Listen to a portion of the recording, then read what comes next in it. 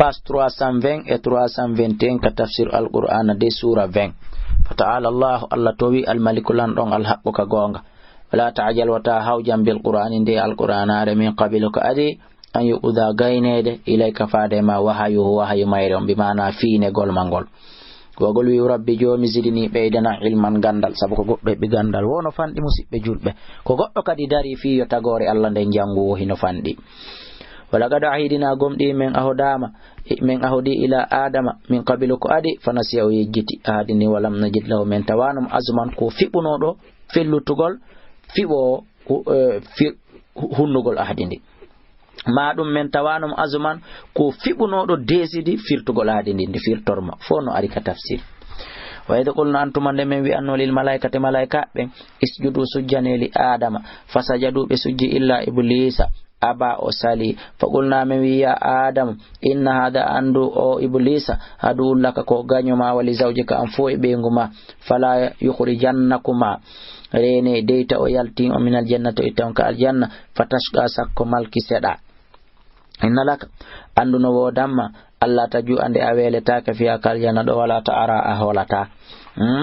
wa annaka an la tazma wadan da take fiya kal janna do wala tadha awirtota ko fa waswasa ilayhi suwinsini makko ash-shaytan shaytan qala ya adam hal adulluka tawsa akemi tindine ala shajaratil khuldi do leggal luttina ngal makka aljanna wa mulkin en hebata laamu la yabulangu follota ko fa kala be nyami min hay maggal fa badat lahuma feñani be sawatuhuma mettakoji mabbe din ko doni awraji mabbe din kayde ande joni fulbe be ko fulbe Konakiri e fulbe Ameriki e fulbe Angola e fulbe Sinwa wa tafiqa be natan yaksifani hibe takka alayhi ma mabbe min waraqil jannati imorde ha ko aljanna ko wa asa adamu rabbahu adama yedde jomi mum fagawa o bewi summa jataba rabbu refte jomi makko subitima fataba alayhi wajaban mutubu yan wa hada o fewi qala Allah be torke ma Allah be do yafagol baba amen adama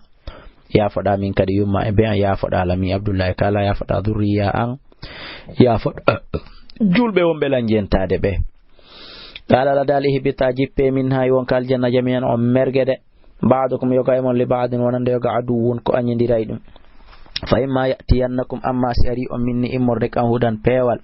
faman ittaba kala jokkodo huda ya pewal angal fala yadil o majjata wala yashqa mal kisatak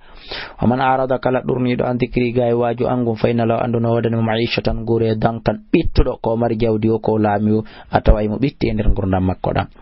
geddudo o yo ndaro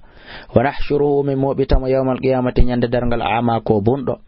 qala ya rabbi jomi lima hashartani ko fi on dum immintinan dalan ama ko mi bundo wa qad kuntu gomdi laari milati ke basiran ko mi o ka aduna wayliten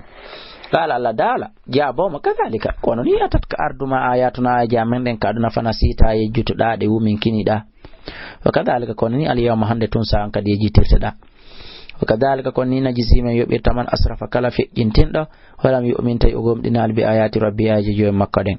ولا عذاب الآخرة والله كلت تهبو يتور دين كلاهرة أشد برسات دوابك كدين كديغو يهدتو أفلم يهدي لهم إفين ينال بي كم كجل أهلكنا أنكم هلك قبلهم كأدتي من القرون إمور دي غريلي يمشون هبيها في مساكنهم إهدان دكابين هدونو إن في ذلك أندوني دون دول آيات ما ندجي لأولي النهى honande jomiraɓe haqqille walawla kalimatun sonano kongol sabagata aditingol min rabbika imorde ka jomima lakana lette de latotono li zaman koliɗe ɓe wajalun e sabu ko waɗa kon ha elajal musamman wi'angal fasbir muñño tun an ala ma yaquluna e dow ko ɓen wolude kon wa sabbi subboynoɗa bihamdi rabbika yetta yomima qabla tulu'i shamsi ko adi nangen fuɗude wa qabla ghurubiha e ko adi mutugol magge wa min ana allayla e morde tumbere jemma kadi fasabbi subbohino wa turafan nahari e kaseraji nyallal lallaka no gasan tarda awana e ade yarlaɗo wala tamuddanna wata funtu yawtina aynayka gite maɗe ila ma matta'ana be naɓa faade ɓen ɓe men dakmiti e muɗum azwajan noneji jawle minhum e maɓɓe zaratal hayati duniya piindiji gungurdan aduna linaftinam fiyo men jarriborɓe fi e ɗum wa risqu rabbika heko an arski heɓotoɗon ka jomma khairum kon ɓuri moƴƴude wabuga kon heddoto wa'mur yamir ahlaka ɓe ngure ma nden bis solati julugol wastabir tabita alayha e julde nden nani la nas'aluka min landaki mariskan arsike ko menen libata dépense na haɗo narsukuka ko menen arsikayma ko haɗi jomba boy jiidoɗa boy yamiraɓe dewal Allah ko fi honɗum ko fofere wal aqibatu battane moƴƴo on wodani littaqwa wonande hulowo Allah o wa galibe lawla yatina hanno aramen bi ayatin mande mi rabbi hanno addana men bi ayatin mande mi rabbi modde kajumi makko Allah wi awalam ta'tihim arali be bayyina to bangande ma fi sufil ula kon kadereli aditibe be